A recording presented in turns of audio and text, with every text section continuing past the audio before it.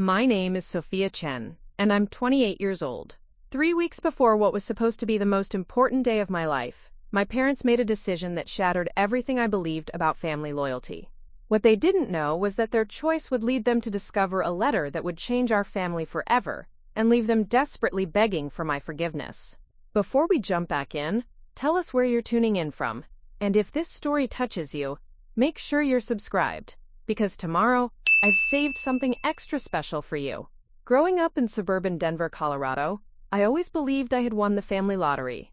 The Chen household was the kind of home that neighbors admired from their front yards, a beautiful 2-story colonial with perfectly manicured lawns, where the sound of laughter seemed to drift from every window.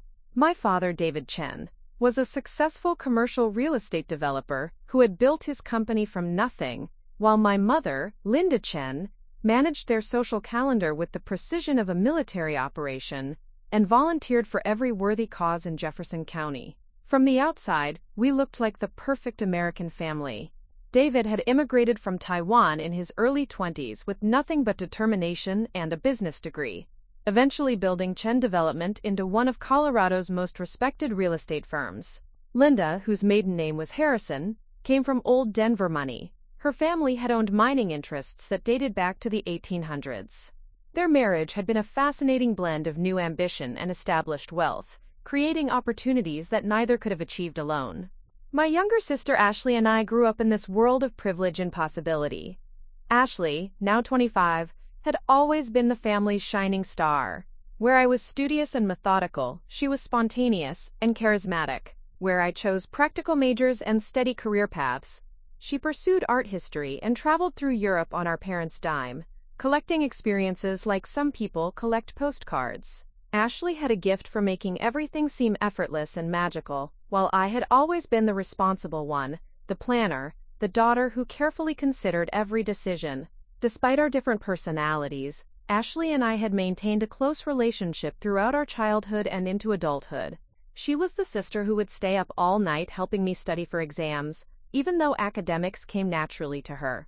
I was the sister who covered for her when she missed family dinners because she'd lost track of time at art galleries, or gotten caught up in spontaneous adventures with friends. Our parents often joked that together we made one perfect daughter, my reliability combined with her creativity. The Chen family traditions were elaborate affairs that Linda orchestrated with museum-quality attention to detail. Our Christmas celebrations required weeks of preparation, featuring hand-calligraphed invitations to family friends, catered meals that could feed small armies, and gift exchanges that resembled theatrical productions. Summer meant elaborate barbecues where David would man his premium grill setup, while Linda ensured that every detail, from the artisanal hamburger buns to the imported beer selection, met her exacting standards. Birthday celebrations in our house weren't simple cake and ice cream affairs. They were themed events with professional decorations, carefully curated guest lists, and activities planned down to the minute. Linda believed that celebrations should be memorable experiences that people talked about for years afterward. She often said that life's special moments deserved special treatment, and she was willing to invest whatever time and money necessary to make those moments perfect. This attention to celebration and ceremony had shaped my expectations about my own life's milestones. When I graduated summa cum laude from the University of Colorado with a degree in finance, my parents threw a party that rivaled some weddings. When I landed my first job as a financial analyst at Morrison Financial Group, they hosted a dinner for extended family and close friends to celebrate my achievement. When I bought my first condo at 25, Linda insisted on organizing a housewarming party that featured professional catering and a jazz quartet. These celebrations weren't just parties. They were declarations of family pride and love. My parents' willingness to invest in making my achievements memorable had always made me feel valued and cherished. I'd grown up believing that when my wedding day finally arrived, it would be the ultimate expression of their love and support. My relationship with Michael Rodriguez had been the kind of steady, mature love story that seemed destined for success. We'd met during graduate school at Denver University, where I was pursuing my MBA while he completed his law degree. Michael was everything my parents had raised me to appreciate in a partner: intelligent, ambitious, respectful, and family-oriented. His own parents, Maria and Carlos Rodriguez, had built a successful chain of restaurants throughout the Denver metro area, and they understood the value of hard work and family commitment. Michael and I had dated for 4 years before he proposed, taking our time to build a relationship based on genuine compatibility rather than just passion. We shared similar values about financial responsibility, career goals, and family life. Our conversations flowed easily, whether we were discussing our professional aspirations, planning future travel adventures, or simply enjoying quiet evenings at home. He made me laugh without making me feel foolish, supported my career ambitions without competition, and treated my family with the kind of respect that made my parents beam with pride. The proposal itself had been perfectly Michael, thoughtful, romantic, and deeply personal. He'd arranged for us to return to the hiking trail where we'd had our first serious conversation about the future, and he'd proposed at sunset overlooking the Rocky Mountains. The ring, a stunning emerald-cut diamond set in platinum, had belonged to his grandmother and represented not just his love for me, but his family's acceptance of me as well. When I called my parents to share the news, their excitement had been so genuine and overwhelming that I'd started crying happy tears right there on the mountain trail. The engagement period had been a whirlwind of planning and preparation that Linda had approached like a military campaign. She'd immediately taken charge of organizing what she declared would be the wedding of the century, insisting that her daughter deserved nothing less than perfection. Within weeks, she'd secured the Broadmoor in Colorado Springs for our reception venue, booked the historic Cathedral Basilica of the Immaculate Conception for our ceremony, and began interviewing wedding planners whose reputations met her exacting standards. Linda's vision for our wedding was magnificent and elaborate. She'd planned for 300 guests, a sit-down dinner featuring cuisine from 3 different cultures to honor both families' backgrounds, and entertainment that included a string quartet for the ceremony and a full dance band for the reception. The floral arrangements alone were going to cost more than many people's entire weddings, featuring exotic orchids flown in from Hawaii and roses imported from Ecuador. My dress had been custom designed by a boutique in Cherry Creek, requiring 6 fittings to achieve Linda's vision of perfection. The bridesmaids' dresses, in a sophisticated shade of dusty rose, had been ordered from a designer in New York. Even the men's formal wear had been carefully coordinated, with Michael and his groomsmen wearing custom tuxedos that complemented the overall color scheme and aesthetic.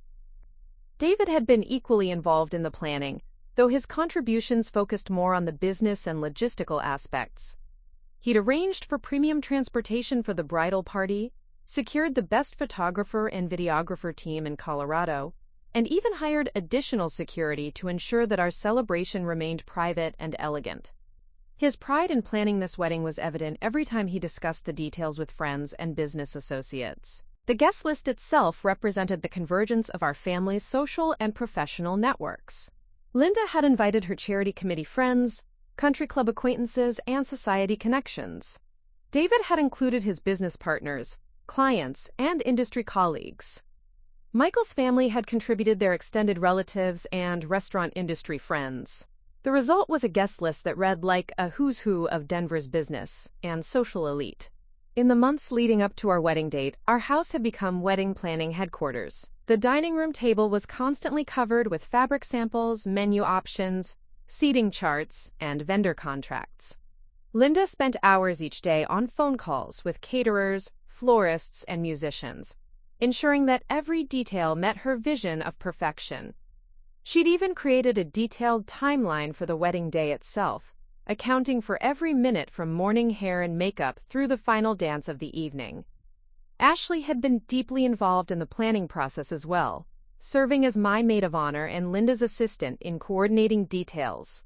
She'd helped choose the bridesmaids' dresses, planned my bachelorette party, and offered creative input on everything from centerpiece designs to music selections.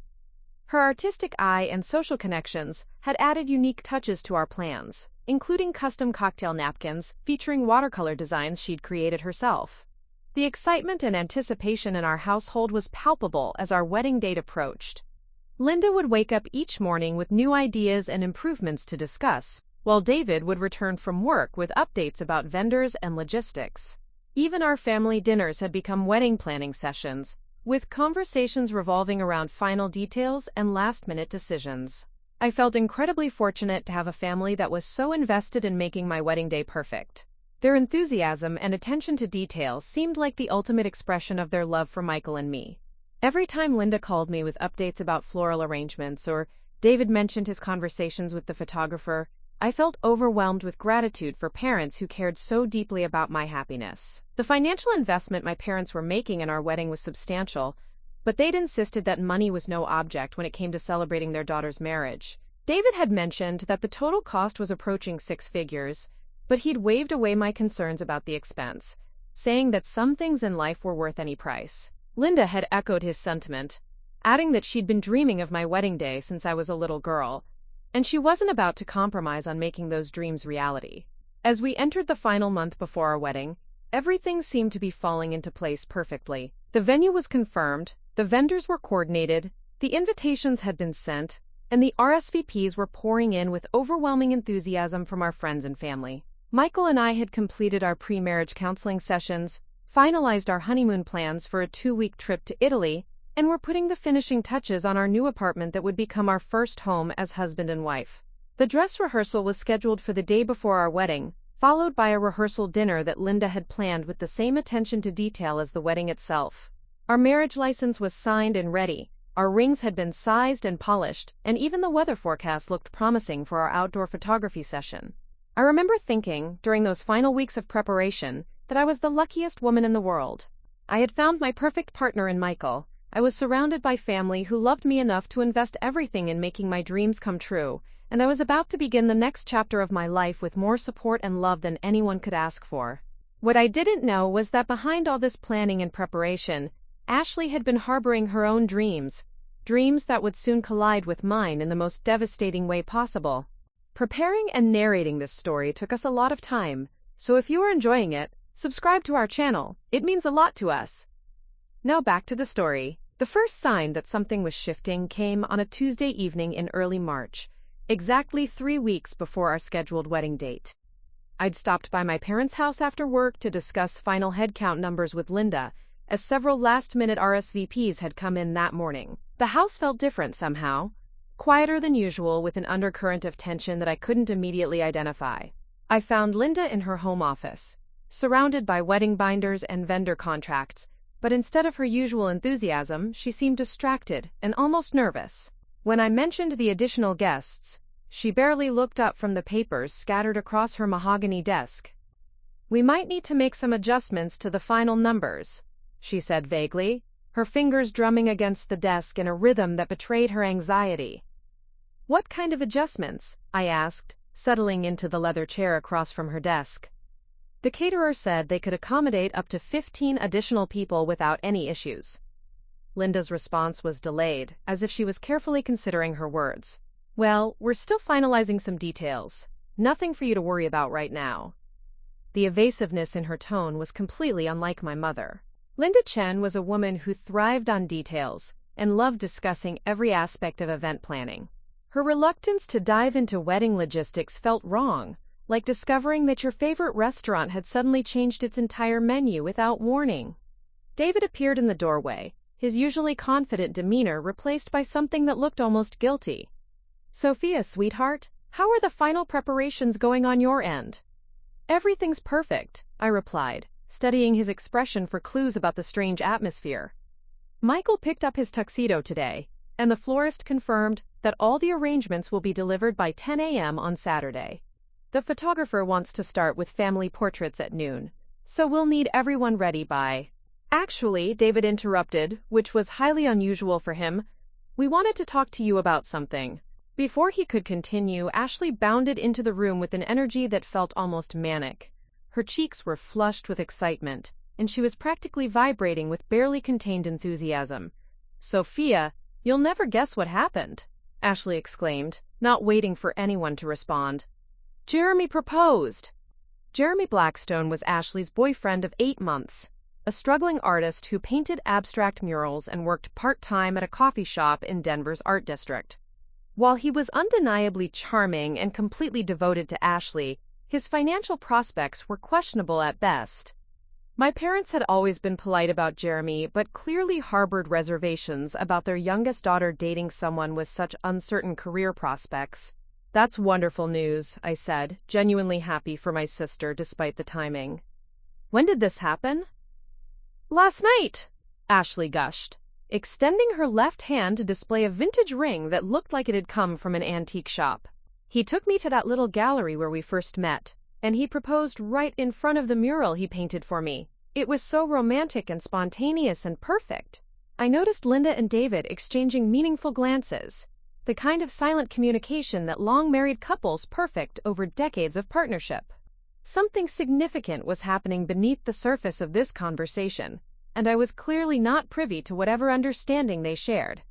We're thinking about having an engagement party," Ashley continued, her words tumbling out in an excited rush.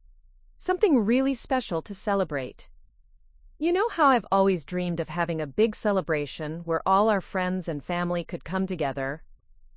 "An engagement party sounds lovely," I agreed, though I was beginning to sense where this conversation might be heading. "When were you thinking of having it?" The silence that followed my question was deafening. Ashley looked at our parents expectantly, while Linda and David seemed to be conducting an entire conversation through facial expressions alone. "Well," Ashley said slowly, "that's kind of what we wanted to discuss with you." David cleared his throat uncomfortably. Ashley and Jeremy are excited about celebrating their engagement, and they were hoping to have their party soon. "How soon?" I asked, though a cold dread was beginning to settle in my stomach. "This Saturday," Ashley said in a rush, as if saying it quickly might somehow soften the impact. The words hung in the air like a bomb that hadn't quite exploded yet. Saturday. My wedding day. The day that Linda had been planning for months, that had consumed our family's time and energy for the better part of a year. "This Saturday," I repeated, certain I had misheard. "As in, the day of my wedding?" Ashley's excitement faltered slightly, but she pressed on with determination. "I know the timing isn't ideal, but Jeremy's family is only in town for this week. His grandmother is flying in from Portland, and she's been wanting to meet our family for months. This might be our only chance to have everyone together." I looked at my parents, waiting for them to explain why this was obviously impossible, why Ashley would need to choose a different date, why my wedding took precedence over an engagement party that could theoretically happen any time. Instead, Linda spoke carefully, her words measured and deliberate. "We've been discussing the situation, and we think there might be a way to make both celebrations work." "Both celebrations?" The phrase came out as barely more than a whisper. David leaned forward, adopting the tone he typically used when presenting complex business propositions to reluctant clients. "What if we postponed your wedding by just a few weeks? Nothing major, just long enough to accommodate Ashley's engagement party this weekend. Then we could plan an even more spectacular wedding for you and Michael." The room began to spin slightly as the full implication of their suggestion sank in. They were asking me to postpone my wedding. The wedding that had been planned for months, that involved confirmed vendors, booked venues, and 300 invited guests, so that Ashley could throw an impromptu engagement party. "Postpone my wedding?" I managed to say, though my voice sounded strange and distant to my own ears. "Just temporarily," Linda added quickly. "We could use the time to add even more special touches, maybe upgrade some of the arrangements. Think of it as an opportunity to make everything even more perfect." Ashley jumped in with renewed enthusiasm, apparently oblivious to the magnitude of what they were suggesting. "And this way, Jeremy's grandmother can be at both celebrations. She's been so excited about meeting everyone, and she can't travel again for several months because of her health." I stared at my family, wondering if I was experiencing some kind of surreal nightmare. These were the same people who had spent months obsessing over every detail of my wedding, who had declared that Saturday would be the most important day of my life, who had invested tens of thousands of dollars in creating the perfect celebration. "You want me to call 300 guests 3 weeks before my wedding and tell them it's been postponed?" I asked, my voice beginning to shake with a combination of disbelief and rising anger. "We could handle all the notifications," David offered, as if the logistics were the primary concern. Our assistant could make the calls, and we could send out updated invitations with a new date. The vendors, I said, my mind beginning to catalog the impossibilities. The cathedral, the Broadmoor, the caterer, the photographer, the band, everything is booked and confirmed for Saturday. We've already started making some preliminary calls, Linda admitted, avoiding my gaze. Most vendors are willing to work with us on rescheduling, especially given our long-standing relationships with them. The revelation that they had already begun canceling my wedding without consulting me felt like a physical blow. They hadn't just suggested this postponement, they had actively begun implementing it before even discussing it with me. "You've already started canceling my wedding?" The words came out louder than I intended, but I no longer cared about maintaining composure. "Not canceling," Ashley corrected quickly, "rescheduling. And only making preliminary inquiries to see what would be possible." "When exactly were you planning to tell me about these preliminary inquiries?" I demanded, my anger finally finding its voice. Linda's expression grew defensive. "We wanted to have some options available before we discussed it with you. We didn't want to worry you unnecessarily if rescheduling wasn't going to be feasible." "But it is feasible," David added with the satisfaction of someone who had solved a complex problem. "Most vendors can accommodate a new date in 4 to 6 weeks. The cathedral has an opening on April 28th, and the Broadmoor can move our reception to May 5th. The casual way they discussed dismantling months of careful planning, as if my wedding was simply a business meeting that could be rescheduled to accommodate a more pressing appointment, made me feel like I was living in an alternate reality. "What about Michael?" I asked. "What about our honeymoon reservations? What about the guests who've already made travel arrangements?" "Michael will understand," Ashley said confidently. "He loves you, and he'll want what's best for the family. A few extra weeks of engagement might even be nice. More time to prepare mentally for married life. And our honeymoon reservations can be changed," Linda added. "It might even work out better with your work schedule if you delay the time off by a few weeks." I realized that they had discussed every aspect of this decision except the most important one: how I felt about having my wedding canceled for my sister's last-minute party. They had approached this as a logistical problem to be solved, rather than a devastating blow to someone they claimed to love. "So let me understand this correctly," I said, my voice deadly calm despite the storm of emotions raging inside me. "Ashley got engaged last night, and you want me to postpone my wedding, the wedding that's been planned for 8 months, so she can have an engagement party this weekend. When you put it like that, it sounds unreasonable," David said with a slight frown. "But this is about family, Sophia. Ashley's happiness is important too, and this opportunity with Jeremy's grandmother might not come again." "My happiness is important too," I replied, though even as I said it, I could see that this argument wasn't resonating with them the way I expected it would. Ashley's expression grew petulant, the way it had when we were children, and she didn't get her way. "I can't help when Jeremy chose to propose, and I can't control when his family is available to travel. Sometimes life doesn't work out exactly the way we plan it." The irony of her statement, that life doesn't work out exactly as planned, coming from someone who was asking me to completely upend my own carefully planned life event, was almost breathtaking in its audacity.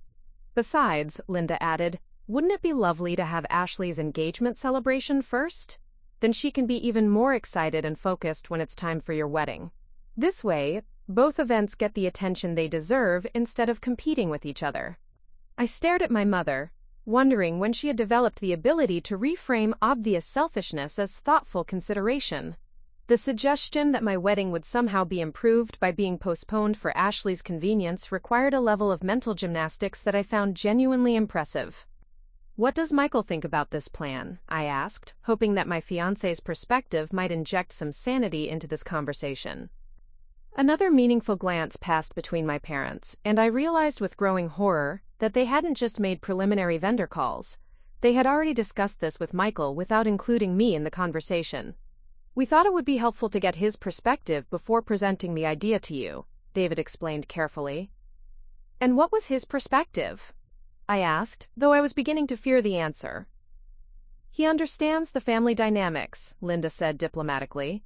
He wants everyone to be happy and thinks that a few extra weeks might actually reduce some of the pre-wedding stress you've been experiencing. The betrayal I felt in that moment was unlike anything I had ever experienced. The 3 people I trusted most in the world had conducted secret meetings about my life, made decisions that affected my future, and presented me with a fait accompli disguised as a family discussion. Standing in my mother's office, surrounded by the wedding planning materials that had consumed our lives for months, I realized that I was no longer looking at my family.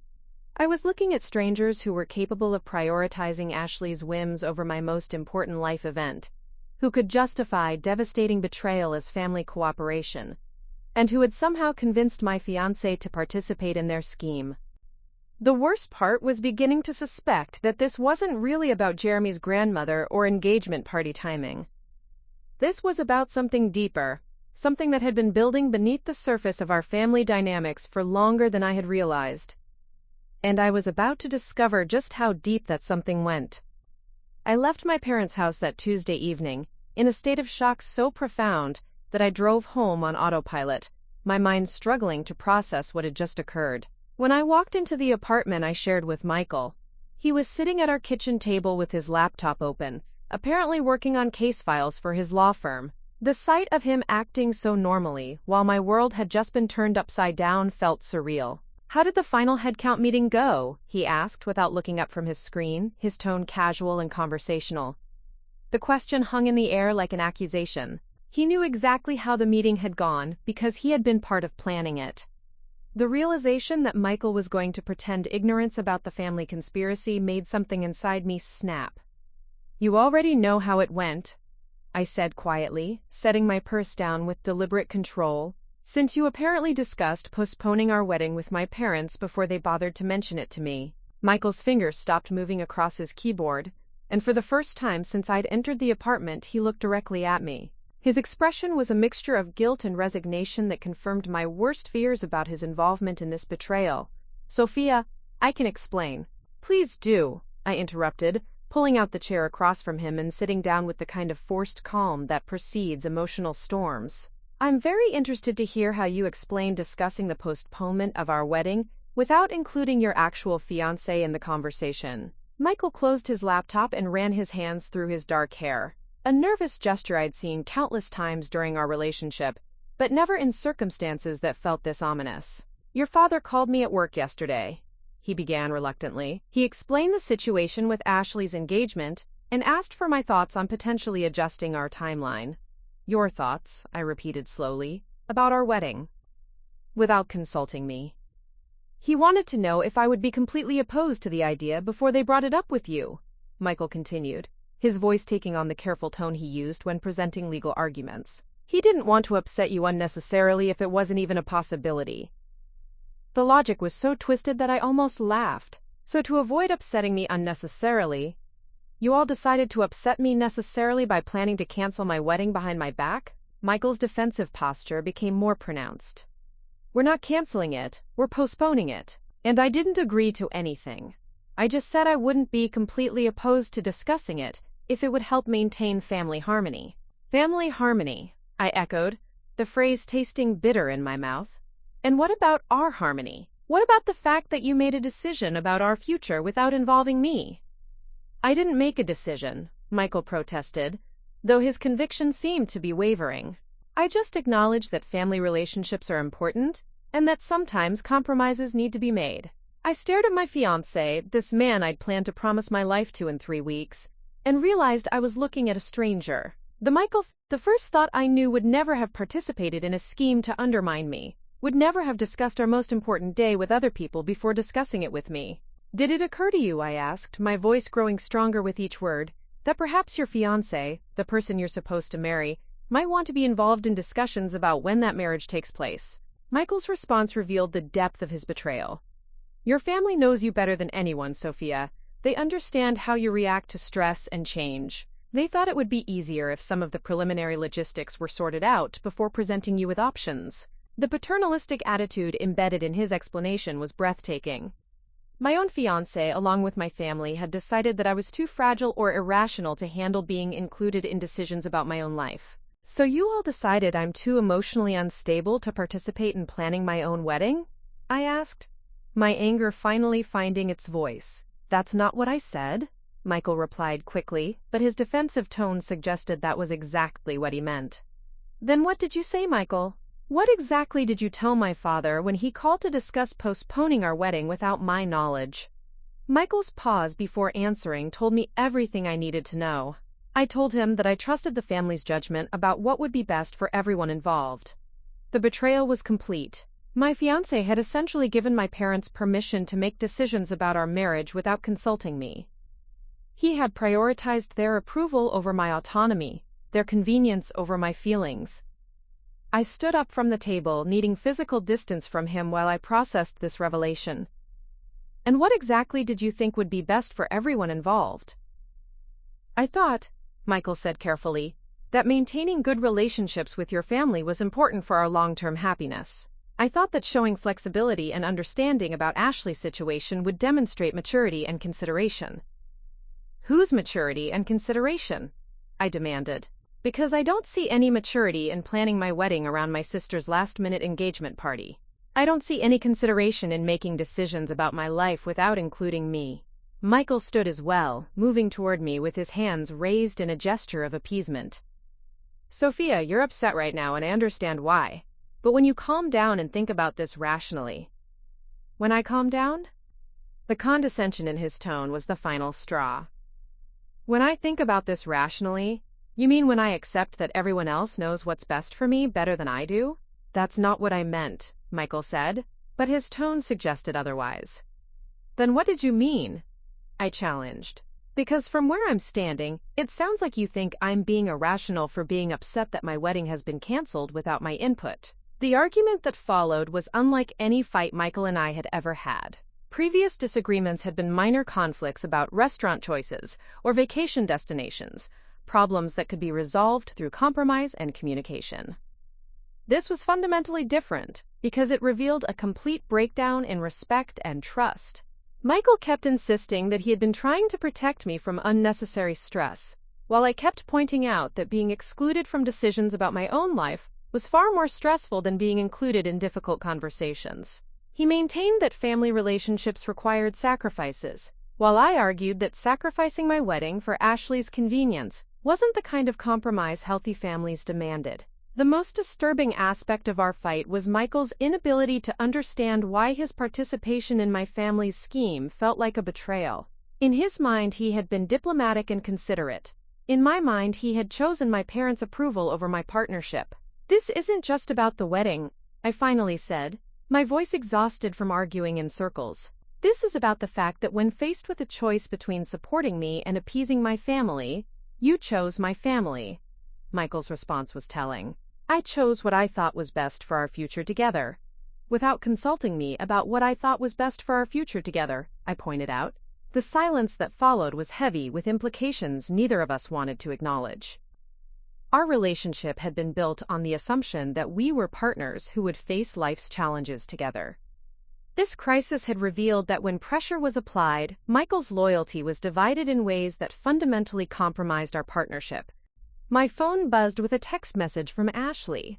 Hope you're not too upset about the timing. This is going to be such a fun weekend for the whole family. The casual tone of her message, sent hours after delivering news that had devastated my world, demonstrated a level of obliviousness that felt almost sociopathic. She genuinely seemed to believe that I should be excited about sacrificing my wedding for her convenience. I showed the message to Michael, curious about his reaction. He read it with a slight frown but said nothing that indicated he found her attitude problematic. Doesn't that bother you? I asked. She's excited about her engagement, he replied with a shrug.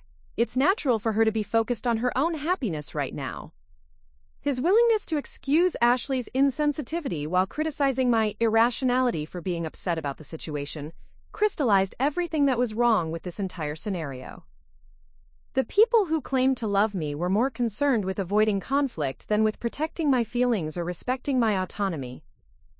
I spent that night lying awake next to Michael, staring at the ceiling and replaying every conversation from the past several months. I began to recognize patterns I had previously missed, moments when my family had subtly prioritized Ashley's needs over mine, instances when Michael had deferred to my parents' preferences instead of asking for my opinion. The revelation that this pattern existed made me question everything I thought I knew about my relationships. Had I been naive about the dynamics in my family? Had I misunderstood the nature of my partnership with Michael? Were there other decisions being made about my life that I wasn't aware of? By morning, I had reached a decision that surprised me with its clarity. I couldn't marry someone who had demonstrated such fundamental disregard for my autonomy, and I couldn't continue pretending that my family's behavior was acceptable. The wedding postponement had revealed character flaws in the people closest to me that I couldn't ignore or rationalize away. When Michael woke up, I was already dressed and sitting at the kitchen table with my laptop open. "What are you working on so early?" he asked, his tone suggesting he hoped our argument had blown over during the night. "I'm looking up the cancellation policies for our honeymoon reservations," I replied without looking up from the screen. "Cancellation policies?" Michael's voice carried a note of alarm. "Sophia, you're not thinking clearly. You don't want to make any permanent decisions while you're still emotional about this." The fact that he was still characterizing my response as emotional rather than logical demonstrated that he hadn't learned anything from our previous night's conversation. "I'm thinking very clearly," I assured him. "Clearer than I've thought in months, actually." Michael sat down across from me, his expression growing serious as he realized this wasn't a temporary emotional reaction. "What exactly are you saying?" I closed my laptop and looked directly at him. "I'm saying that I can't marry someone who discusses our wedding with other people before discussing it with me. I'm saying that I can't build a marriage with someone who thinks my family's convenience is more important than my feelings." "You're calling off our engagement because I tried to maintain family harmony?" Michael asked, his voice incredulous. "I'm calling off our engagement because you chose maintaining family harmony over respecting your fiancé," I corrected. "And because you still don't understand why that's a problem." The conversation that followed was painful but necessary. Michael alternated between apologizing and defending his actions, demonstrating that he understood he had made a mistake, but didn't truly comprehend why it was unforgivable. He kept insisting that we could work through this problem, that postponing the wedding might actually give us time to address these communication issues. But I had realized something important during my sleepless night. The communication issues weren't about misunderstanding or poor timing. They were about fundamental differences in our values regarding respect, partnership, and autonomy. Those weren't problems that could be solved with more time or better communication. They were incompatibilities that would continue to surface throughout our marriage. When I finally left our apartment that morning, carrying a suitcase with enough belongings to last several days, Michael was still trying to convince me that I was overreacting.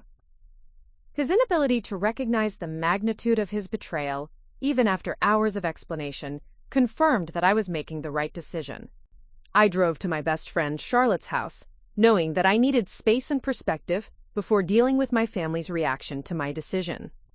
Charlotte had been my maid of honor and had witnessed the entire wedding planning process, so she understood better than anyone what this postponement meant. When I appeared at her door with a suitcase and tears in my eyes, Charlotte took one look at me and opened her arms without asking any questions. "What happened?" she asked, once we were settled in her living room with coffee and tissues. I told her everything. The family meeting, Michael's betrayal, the realization about the patterns in my relationships. Charlotte listened without interrupting, her expression growing increasingly angry as I described the events of the past 24 hours. "They all discussed your wedding without you?" she asked when I finished, her voice tight with indignation. "Apparently they thought it would be easier that way," I replied, my exhaustion evident in my voice. Charlotte's response was immediate and fierce. "That's not easier, that's manipulative. And Michael going along with it is unforgivable." Her validation felt like a lifeline. After being told repeatedly that I was overreacting or being irrational, hearing someone confirm that my feelings were justified was overwhelming. "I don't know what to do next," I admitted. "I can't go home, I can't marry Michael, and I can't pretend this is normal family behavior." Charlotte was quiet for a moment before speaking. "What do you want to do? Not what you think you should do, not what would make everyone else happy, but what do you actually want?" The question was simple but profound. For months I had been focused on what my family wanted. What Michael wanted. What would maintain peace and harmony. I hadn't considered what I wanted, independent of everyone else's expectations and preferences. I want them to understand how badly they've hurt me, I said slowly. I want them to acknowledge that what they did was wrong. And I want to know why Ashley's happiness is more important than mine. As I spoke these words aloud, I realized there was something else I wanted. Something that had been nagging at the back of my mind since the previous evening. I wanted to understand why my family had found it so easy to sacrifice my wedding for Ashley's convenience. There had to be a deeper reason, something that explained why they had been willing to devastate me for her benefit. That afternoon, while Charlotte was at work, I made a decision that would change everything. I was going to find out exactly why my family had found it so easy to choose Ashley over me. And what I discovered would be more shocking than anything I could have imagined. That Friday afternoon, while Ashley was undoubtedly preparing for her weekend engagement party at my family's house, I found myself sitting in the waiting room of Peterson and Associates, the law firm that had handled my grandmother's estate planning for over 30 years. What I was about to discover would shake the foundation of everything I believed about my place in the Chen family. The decision to visit my grandmother's lawyer hadn't come from any grand investigative plan. Instead, it emerged from a conversation I'd had with Charlotte the night before, when she'd asked a seemingly innocent question that had been haunting me ever since. "Sophia, didn't your grandmother always say you were her favorite?" Charlotte had asked while we were eating takeout Chinese food in her living room. "I remember you mentioning that she used to joke about leaving you her antique jewelry collection." The memory had hit me like a physical blow. Grandmother Rose Harrison, my mother's mother, had indeed always treated me with special affection. During my childhood, she would often pull me aside during family gatherings to whisper conspiratorially about our special bond, and how I reminded her of herself at my age. She had frequently mentioned her intention to leave me her extensive collection of vintage jewelry, pieces that had been in the Harrison family for generations. "She did say that," I had replied slowly, a cold realization beginning to form. "But when she died 2 years ago, Mom told me that grandmother had changed her mind and decided to leave the jewelry to Ashley instead." Charlotte's expression had grown suspicious. "That seems strange. Your grandmother adored you. Why would she suddenly change her mind?" The question had kept me awake most of the night. Grandmother Rose had died while I was in the middle of my MBA program, during one of the most stressful periods of my academic career. I had been so overwhelmed with grief and graduate school responsibilities that I had accepted my mother's explanation about the inheritance change without questioning it. Now, in light of my family's recent betrayal, I was beginning to wonder if there were other deceptions I had been too trusting to notice. Mr. Gerald Peterson was a distinguished man in his 70s who had known my family since before I was born. His office walls were lined with framed photographs of clients spanning multiple decades, including several pictures of my grandmother at various charity events and family celebrations. "Sophia," he said warmly as I entered his office, "I was so sorry to hear about the situation with your wedding. Your grandmother would have been heartbroken to know that you were going through such a difficult time." His immediate reference to my grandmother felt like a sign that I had made the right decision in coming here. "Thank you, Mr. Peterson. Actually, that's part of why I'm here today. I have some questions about Grandmother Rose's will." Mr. Peterson's expression shifted slightly, becoming more cautious and professional. "What kind of questions?" I took a deep breath, knowing that what I was about to ask might open doors I couldn't close again. I wanted to confirm the details about her jewelry collection. My mother told me that grandmother changed her mind about leaving it to me and decided to give it to Ashley instead. The silence that followed my question stretched on for what felt like minutes but was probably only seconds. Mr. Peterson's face went through a series of expressions: surprise, confusion, and then something that looked like anger. "Changed her mind?" he repeated slowly. "Sophia, your grandmother never changed her will regarding the jewelry collection. According to her final testament, which was signed just 6 months before her death, the Harrison family jewelry was specifically bequeathed to you." The words hit me like ice water. "That's impossible. Ashley has been wearing the pieces for the past 2 years. She wore grandmother's pearl necklace to her college graduation." Mr. Peterson stood up and walked to his filing cabinet, his movements deliberate and precise. "I think we need to review the actual documents." As he pulled out a thick folder labeled Harrison, Rose Elizabeth, I felt my heart rate accelerate. Whatever was in that file was going to change everything I thought I knew about my family. Your grandmother's will was very specific about her intentions, Mr. Peterson said, returning to his desk with the folder. She left detailed explanations for many of her bequests, particularly regarding the jewelry collection.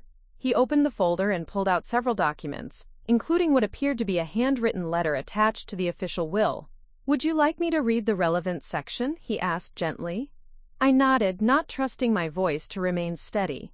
Mr. Peterson adjusted his reading glasses and began.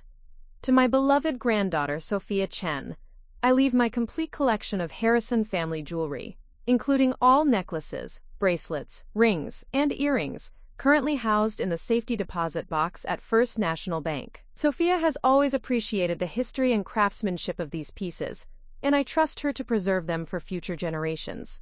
This bequest is made with the understanding that these pieces represent not just material value, but the legacy of strong women who came before her. The room began to spin as the implications of his words sank in. My grandmother had not only left me the jewelry, but had done so with a personal message that demonstrated deep thought and intention behind her decision. There's more, Mr. Peterson continued, his voice growing softer. She included a personal letter that was supposed to be given to you after the reading of the will.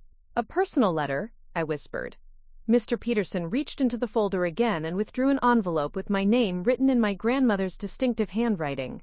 Your mother was supposed to deliver this to you along with the safety deposit box key.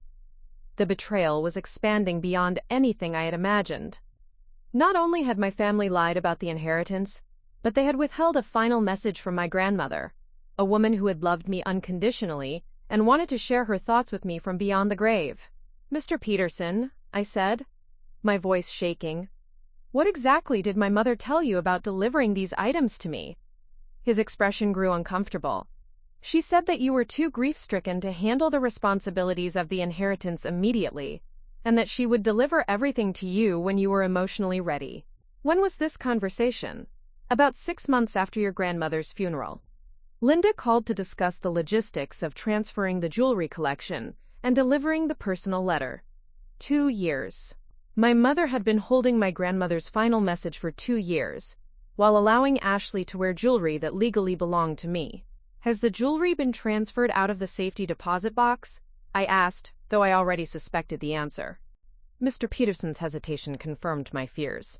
Your mother has been accessing the box as the executor of the estate.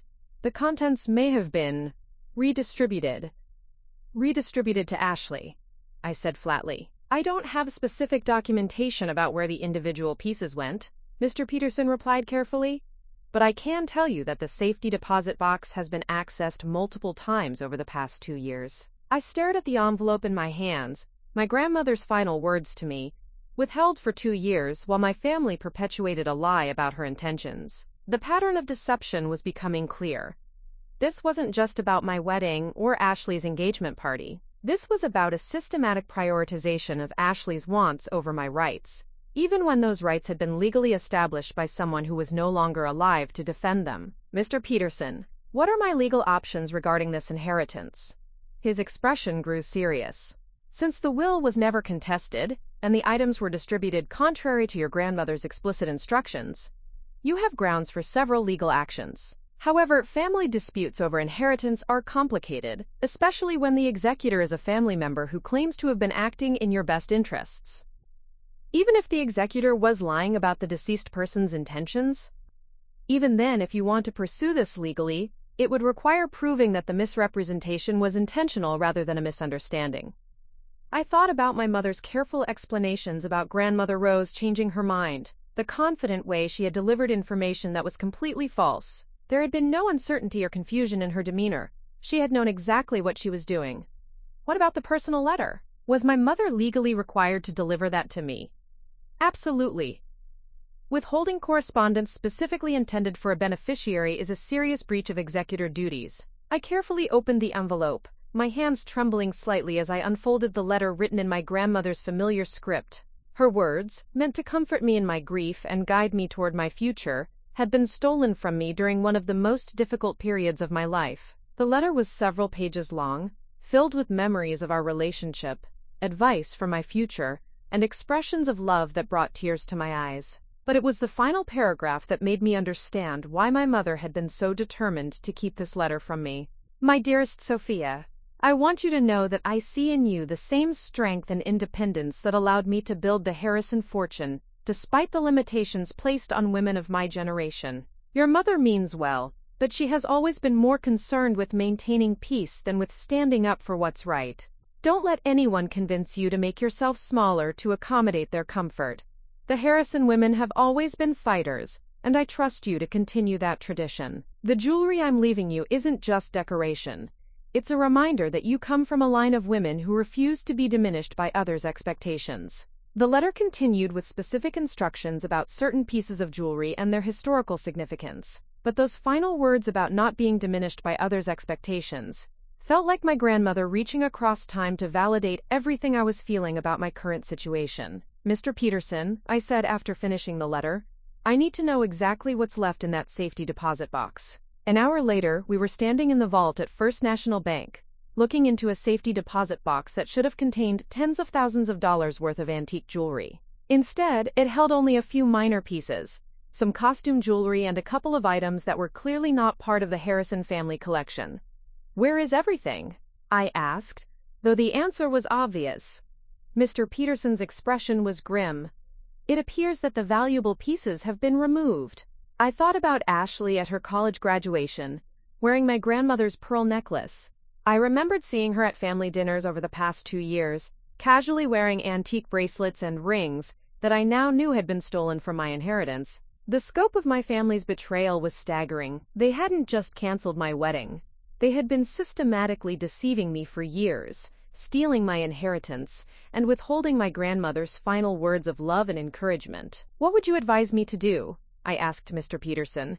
That depends on what outcome you're hoping to achieve, he replied carefully. If you want to recover your property, you'll need to document what was taken and confront your family about the misappropriation. If you want to pursue legal action, we'll need to build a comprehensive case. I thought about Ashley preparing for her engagement party, probably planning to wear my stolen jewelry while celebrating her happiness at the expense of my devastation.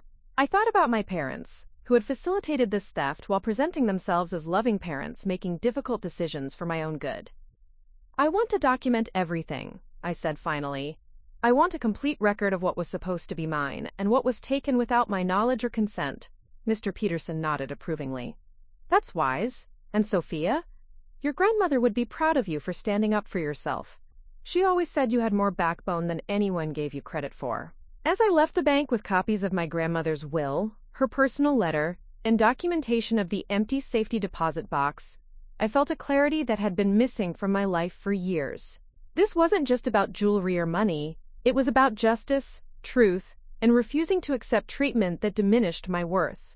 My family had made a catastrophic error in assuming that I would continue to accept their deceptions passively.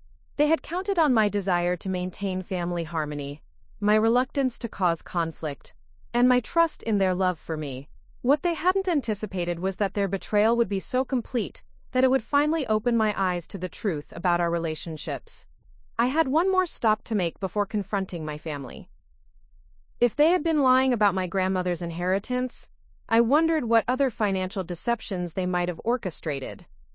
And I had a suspicion about where to look for answers. The Chen family's financial records were about to reveal secrets that would make the jewelry theft look like a minor transgression. What I was about to discover would give me leverage that would turn the power dynamic in our family completely upside down.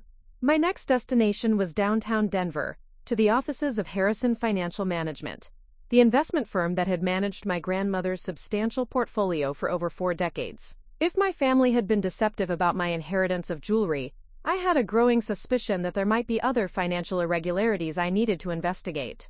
Margaret Winters, the senior financial advisor who had worked closely with my grandmother, greeted me with the same warm professionalism that Mr. Peterson had shown. Her corner office overlooked the Denver skyline, and the walls were decorated with certificates and awards that spoke to decades of excellence in wealth management. Sophia, I've been wondering when you might come to see me, Margaret said as we settled into comfortable chairs near her desk. Your grandmother always spoke so fondly of you, and she had very specific plans for your financial future. The phrase, specific plans, sent a chill down my spine. What kind of specific plans? Margaret pulled out a file that was significantly thicker than I had expected. Your grandmother established a substantial trust fund for you when you turned 18. She also made additional provisions in her will that were supposed to be explained to you after her death. I felt the familiar sensation of the ground shifting beneath my feet. A trust fund? I've never heard anything about a trust fund. Margaret's expression grew concerned. The trust was set up to begin distributions when you turned 25, with the principal becoming available when you turned 30. You should have started receiving quarterly payments 3 years ago. The mathematical implications hit me immediately. If I should have been receiving quarterly payments for 3 years, then substantial amounts of money that legally belonged to me had been going somewhere else. How much money are we talking about? I asked, though I was beginning to fear the answer. Margaret consulted her files before responding. The trust was initially funded with $2 million. With conservative investments and compound growth over the past 10 years, the current value is approximately $3.4 million. I stared at her in stunned silence. $3.4 million, money that was legally mine, that I had never known existed, that could have completely changed my financial independence and life choices. Where have the quarterly payments been going? I managed to ask. According to our records, the payments have been directed to an account controlled by your mother as the designated trustee. We were told that you had requested this arrangement due to your busy schedule with graduate school and early career demands. The lies were multiplying exponentially. Not only had my mother stolen my inheritance and withheld my grandmother's letter, she had been intercepting substantial quarterly payments for 3 years while telling me nothing about their existence. Margaret, I never made any such request. I've never even been told that this trust existed. The financial advisor's professional composure slipped slightly, revealing concern and growing anger. Sophia, that's extremely troubling. The trust documents specifically required that you be informed of its existence on your 21st birthday, with detailed explanations provided about the distribution schedule and your rights as a beneficiary. What exactly was I supposed to be told? Margaret opened another section of the file, revealing documents that my mother should have given me 7 years ago. Your grandmother left very detailed instructions about how she wanted this information presented to you. She even included a video message that was supposed to be shown during the explanation. A video message. My grandmother had recorded final thoughts specifically for me, and my mother had hidden that as well. The depth of the deception was becoming almost incomprehensible. Can I see the video? I asked. Margaret nodded and moved to her computer. Your grandmother recorded this 6 months before her death. She wanted to personally explain her financial decisions and share her hopes for your future. The screen filled with my grandmother's face, and I immediately began crying. She looked exactly as I remembered her, elegant, intelligent, and radiating the kind of quiet strength that had always made me feel safe and valued. My dearest Sophia, her recorded voice began, if you're watching this, then I'm no longer with you, but I want you to know that my love for you continues beyond death. I've established this trust because I believe in your potential, and want to ensure that you have the financial freedom to make choices based on your values rather than economic necessity. The video continued for nearly 20 minutes, with my grandmother explaining her investment philosophy, her hopes for my career, and her pride in my accomplishments.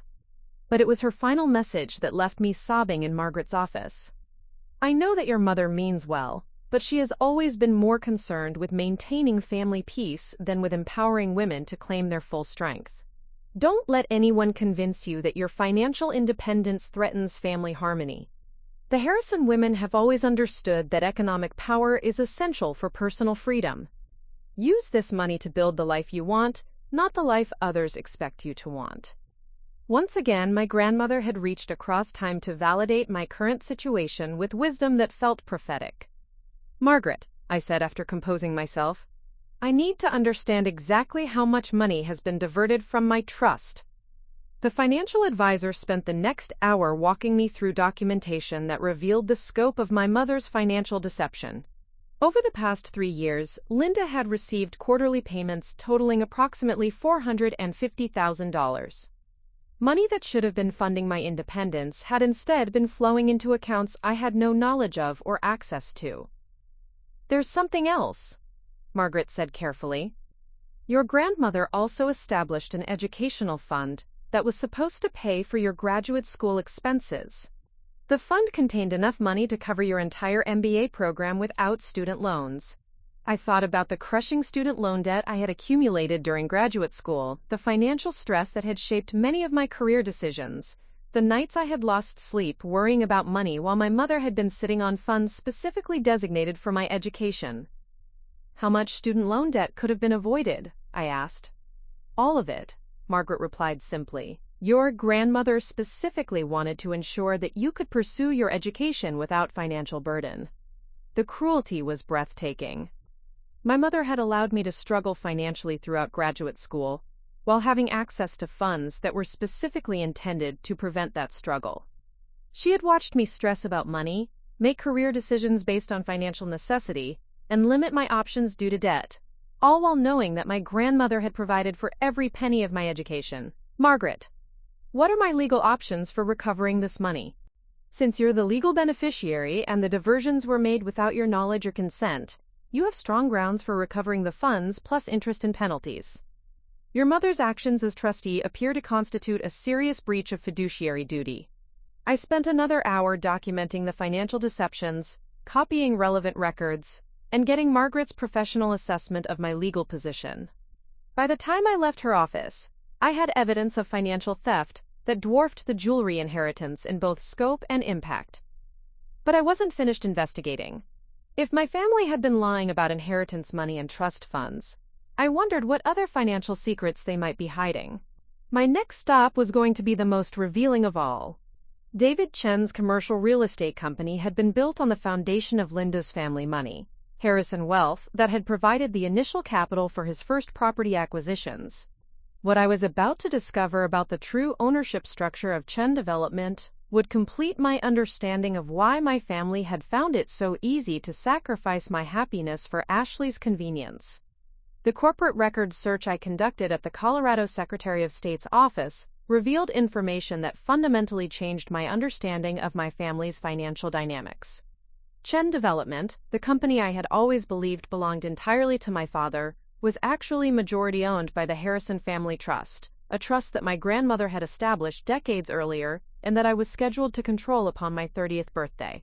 According to the documents, my grandmother had provided the initial capital for David's business ventures, with the understanding that ownership would eventually transfer to me as the primary Harrison heir. My father's role was essentially that of a manager running a company that would ultimately belong to me, the Helikapiteltifitales. The implications were staggering. In less than 2 years, when I turned 30, I would legally own the majority stake in a company worth millions of dollars. My family's recent behavior suddenly made perfect sense. They weren't just prioritizing Ashley over me, they were desperately trying to maintain control over wealth that was about to transfer to someone they had systematically betrayed and alienated. I called Charlotte from my car, my hands shaking as I tried to process the magnitude of what I had discovered. "You're not going to believe what I found out," I said when she answered. "At this point, I'd believe anything about your family," Charlotte replied grimly. "What did you discover?"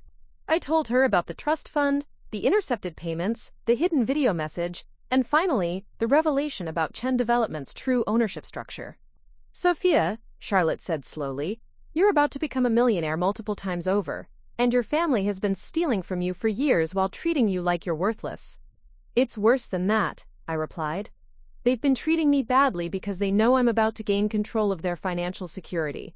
They've been trying to diminish my confidence and independence because they're terrified of what happens when I discover the truth." "What are you going to do?" I thought about Ashley's engagement party happening at that very moment, probably funded with money that had been stolen from my trust. I thought about my parents celebrating her happiness while having systematically undermined mine for years. I thought about Michael, who had participated in their scheme to postpone my wedding without knowing that he was helping them buy time to figure out how to maintain control over wealth that legally belonged to me. "I'm going to that engagement party," I said finally, "and I'm going to give my family a very special surprise." "Are you sure that's wise? Maybe you should talk to a lawyer first," Get legal advice about the best way to handle this. I've already talked to 2 lawyers today, I replied. I have documentation of everything they've done, and I have legal grounds to recover everything they've stolen. But before I take legal action, I want to give them one chance to explain themselves. What I didn't tell Charlotte was that I had no intention of giving my family a chance to explain. I was going to expose their deceptions in front of all their friends and guests, the same way they had humiliated me by canceling my wedding. They were about to discover that the daughter they had underestimated and betrayed was actually holding all the cards in this family game. I drove toward my parents' house, my car loaded with copies of legal documents, financial records, and evidence of years of systematic deception. Ashley's engagement party was about to become the most memorable event in Chen family history, but not for the reasons anyone expected. The people who had stolen my inheritance, hidden my grandmother's love, and sabotaged my wedding were about to learn that some betrayals have consequences they never anticipated. And I was about to discover just how satisfying justice could feel when served at the perfect moment. I arrived at my parents' house just as the evening sun was casting golden shadows across the perfectly manicured lawn. The circular driveway was packed with luxury cars, BMWs, Mercedes, and Teslas belonging to Denver's social elite who had come to celebrate Ashley's engagement. String lights had been hung throughout the backyard, and I could hear the cheerful sounds of conversation and laughter drifting from the garden where the party was in full swing. For a moment I sat in my car, looking at the house where I had grown up, feeling like I was seeing it for the first time. This wasn't just my childhood home anymore. It was a monument to lies, theft, and betrayal. Every elegant detail, from the imported stone walkway to the custom landscaping, had been paid for with Harrison family money that would soon be under my control. I checked my reflection in the rearview mirror one final time. I had chosen my outfit carefully. A sleek black dress that projected confidence and authority, paired with jewelry that had belonged to my great-grandmother, pieces that had somehow survived my mother's systematic theft of my inheritance.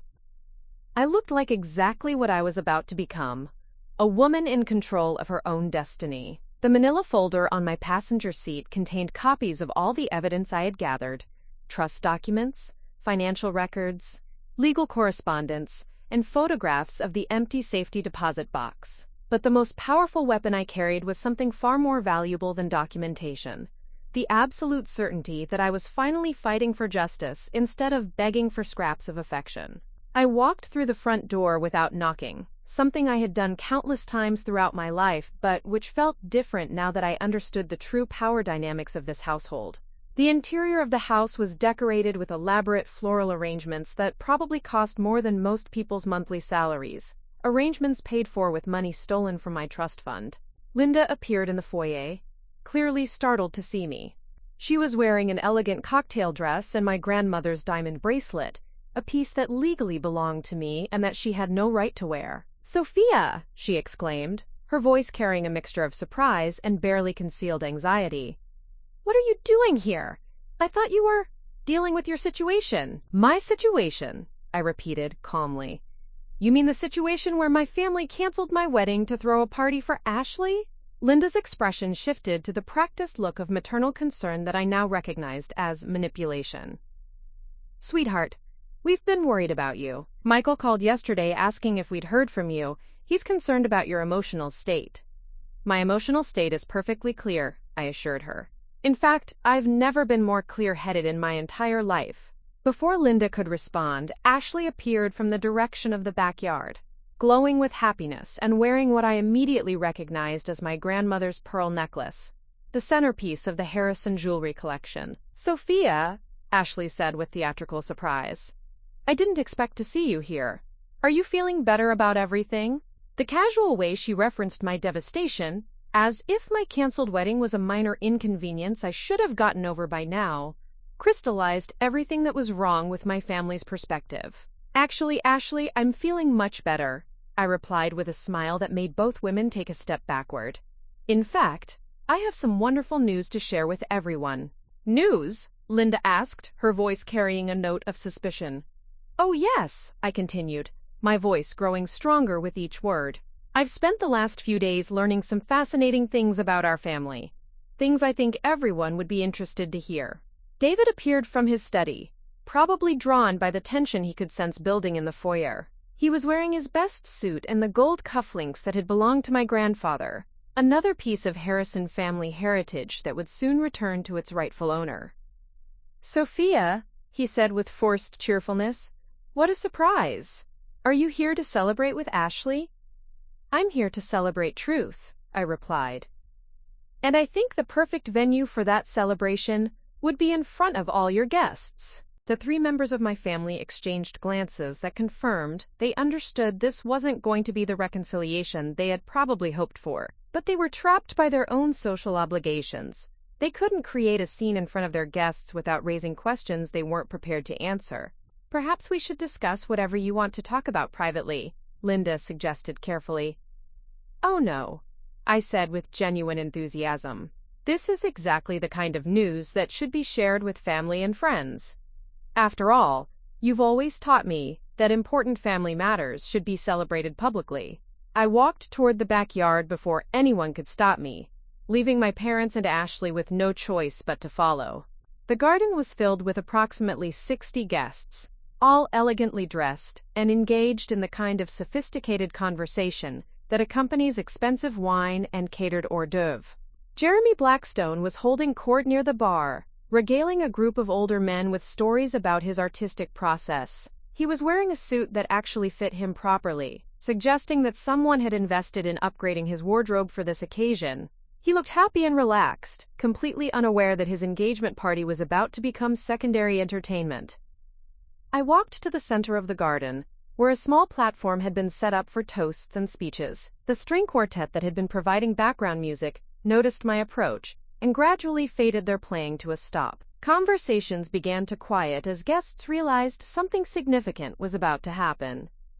"Excuse me, everyone," I called out, my voice carrying clearly across the garden.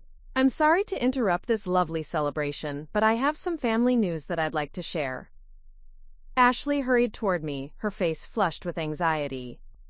"Sophia, maybe this isn't the right time." "Actually, Ashley, this is the perfect time," I interrupted, my voice loud enough for everyone to hear. "After all, you taught me that timing is everything when it comes to family celebrations." I could see my parents moving through the crowd, trying to position themselves to intervene if necessary, but they were constrained by the social setting and the growing attention of their guests. "Many of you know that my wedding was supposed to be this weekend," I continued, watching as several guests nodded with sympathetic expressions. "What you might not know is that my family asked me to postpone my wedding so that Ashley's engagement party could take place instead." A murmur of surprise rippled through the crowd.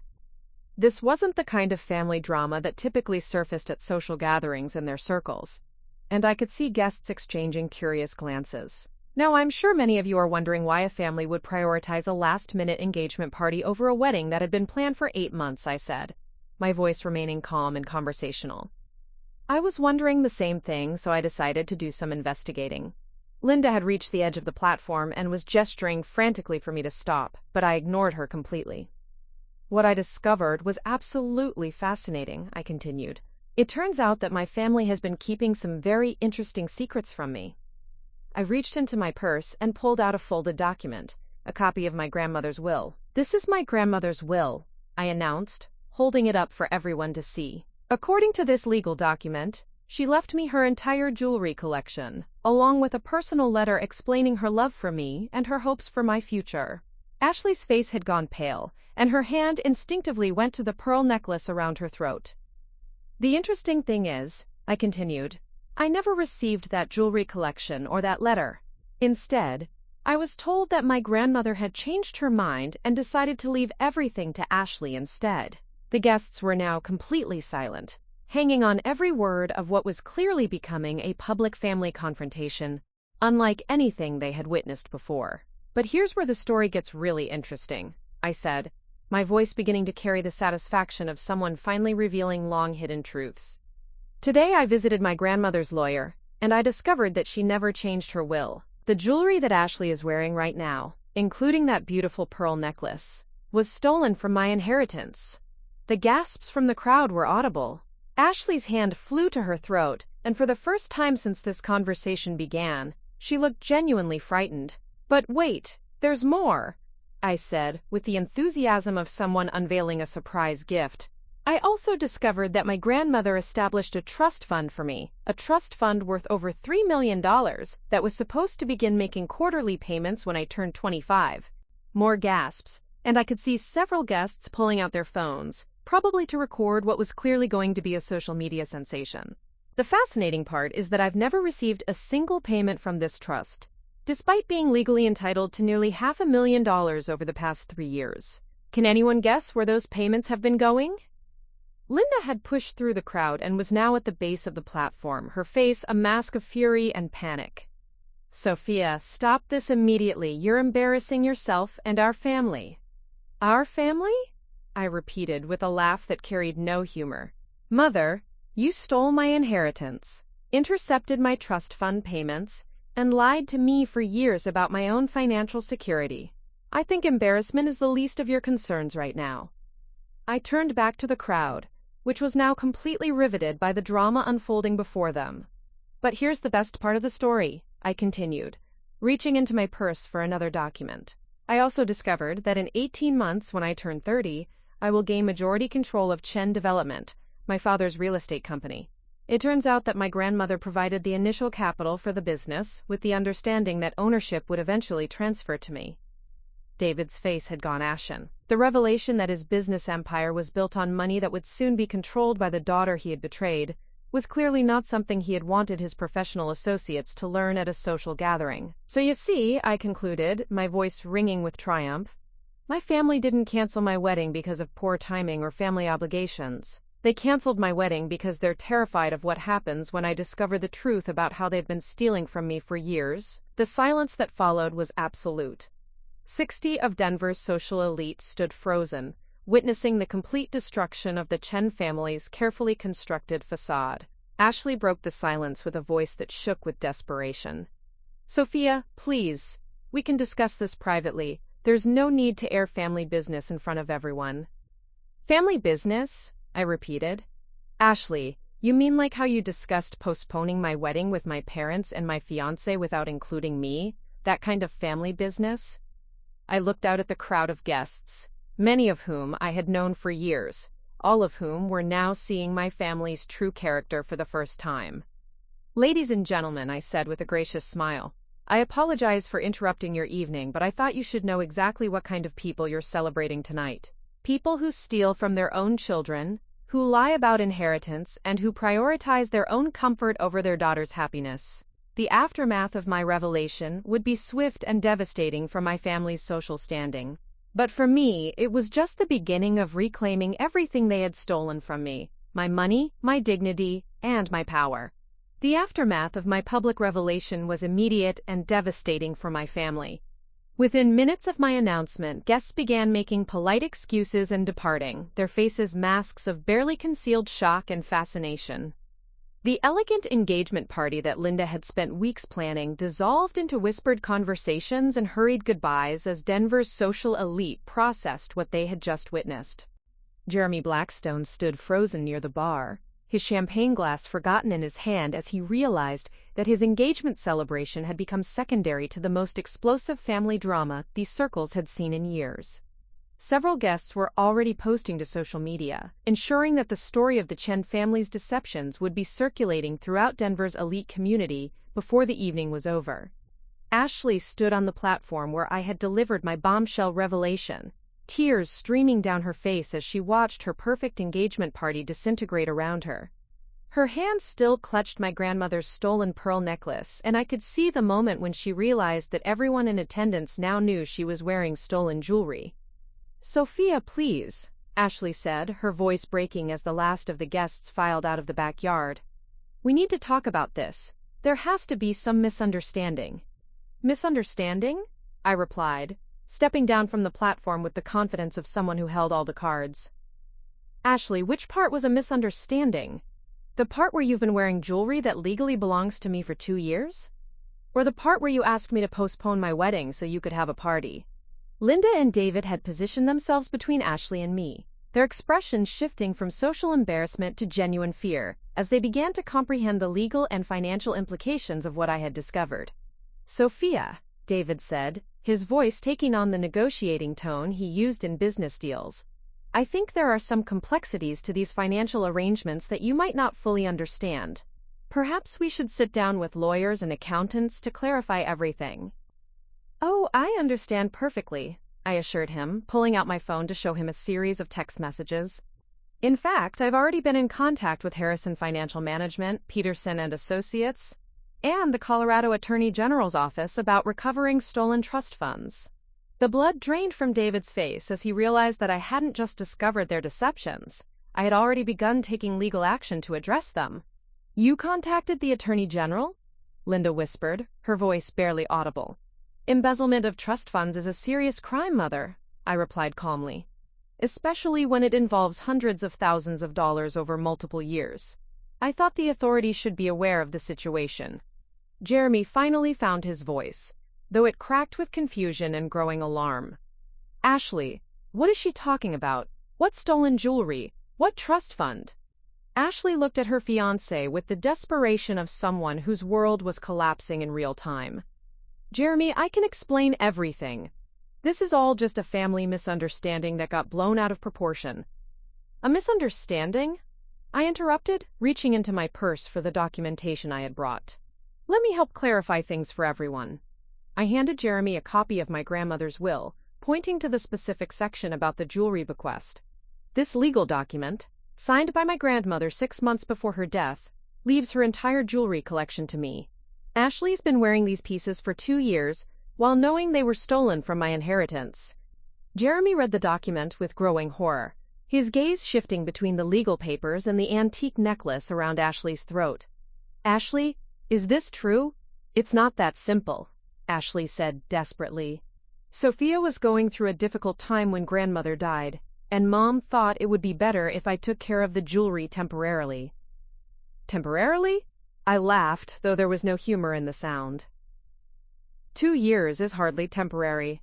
And I was never told that this was a temporary arrangement.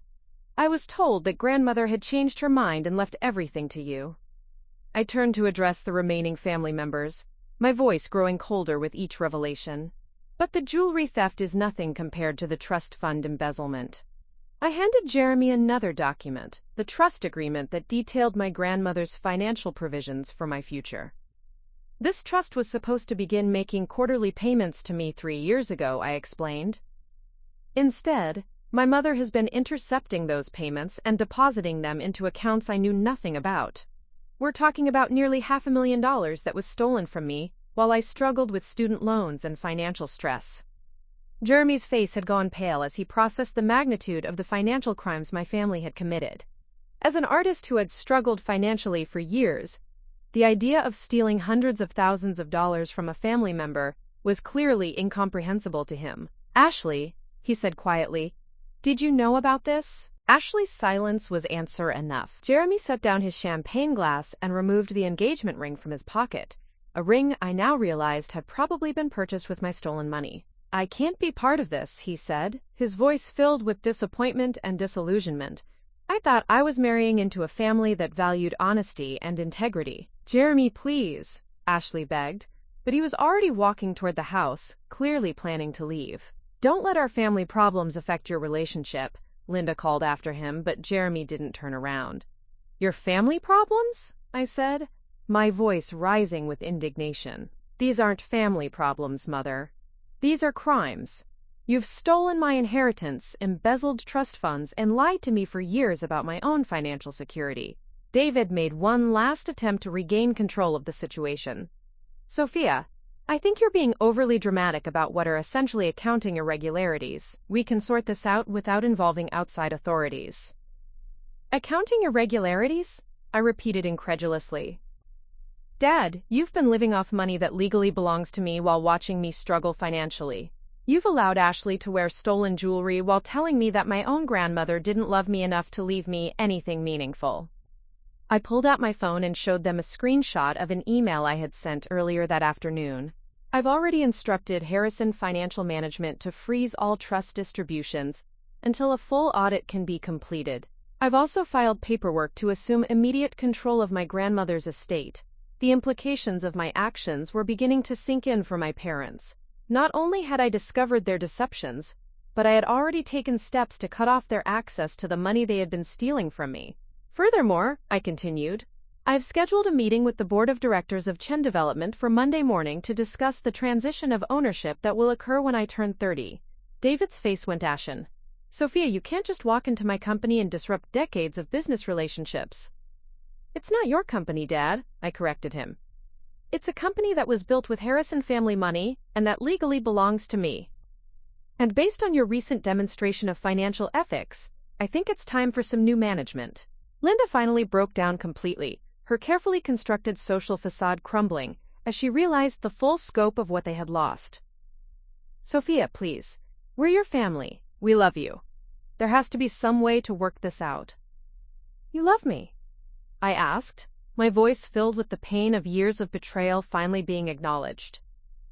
You love me so much that you stole my inheritance? You love me so much that you canceled my wedding for Ashley's convenience?